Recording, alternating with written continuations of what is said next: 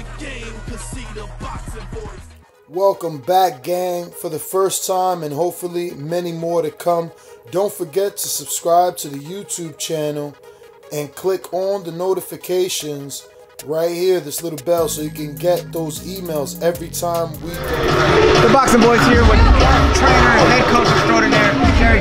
Derrick, we have a huge matchup coming up on March 16th. Everybody knows about it.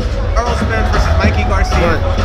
How's Errol looking in camp right now, man? We're looking great in camp, man. We got working like 3 good guys, and it's really good, man. I'm really happy, and we only have time to get better. Now, obviously earlier when we were during the press conference, Errol said, I have to get in the ring with him to know he's my toughest opponent to date. Right. But you could arguably say that Mikey is more than likely the most savvy ring boxing-wise IQ than all the other opponents that he's had. Well, I mean, from the outside looking in, yes. But at the same time, I believe that,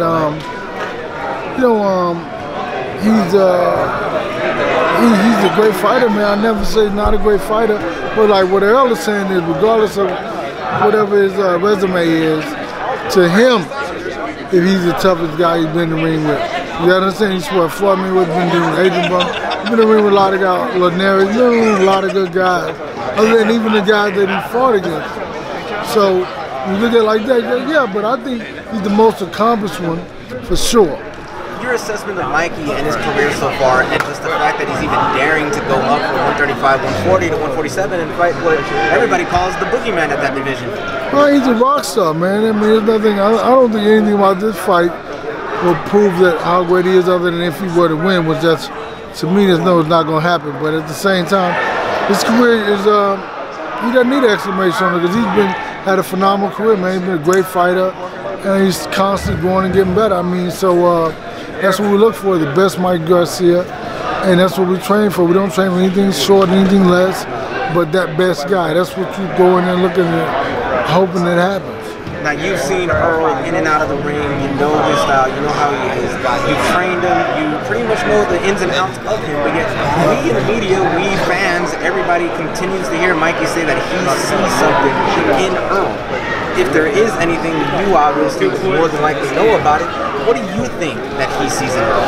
Hey man, you know, it just depends, man. But what he said is that we did an interview today, and I heard him say that he sees everything that Errol does, but he thinks he's a little bit better. And you know, I believe that you have to believe you're better to step up, man.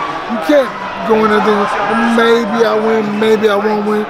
You have to be definite. I think he's definite. And listen, my job is to make sure we close every door that he thinks he can get into. That's the key element of my job. Make sure we close every door, so when he walks up to that door, we slam it. There's a pay-per-view event. More often than not, when they do basically the promotion for it, there's usually one bad guy, one good guy. Both of these guys have been very gentlemanlike to one another. They show utmost respect to one another. Is that something we're missing in boxing? I think that you go to this buffoonery from years past, right? Recent years past. There's never had to be a bad guy. Ray Leonard and Hagler was never a bad guy. It was a guy that, you know, women, people love Ray Leonard, but it was never going at each other, cursing each other, or any other vulgar stuff. I mean, it's not about that. It's about boxing is a gentleman's sport. Remember that. It's called a gentleman's sport for a particular reason.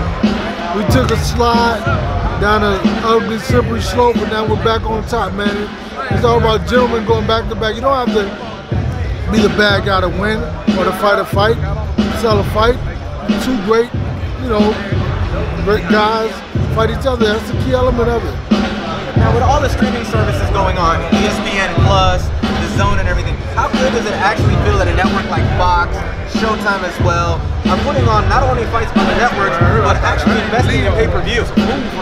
I think it's great, man. I think it's amazing. I think that they just keep stepping the game up. They keep upping the ante, man. You know what I mean? Like, when people thought streaming was the way to go, now you see really it's not the way to go, because you have to have somebody where people were willing to watch, other than just watching boxing and putting guys on. And the top fighters are Showtime, and the top fighters are with Fox. And you know, they have a couple on ESPN, they have a couple on the Zone, but not enough to make it, you know, not enough to fill up a full roster that people really want to watch. So, it's all about Showtime and Fox, man. During the press conference, we heard Jerry Jones, and he was pretty much sending a shout out to the Hispanic community, saying, you know, come out, turn out, and everything. But this fight's in Errol's backyard. Why not shoot them out, shout them out, and go, you know, come and see your hometown guy, come and see this statewide champion, because he is a world champion and he's from Texas. Well, if you look at it like this, man, Texas was Mexico. If you know the history of Texas, yeah, of course. Yeah. California as well. That's right. That's right. So it's just like you talk to the people where his home is. I mean, that's home, man.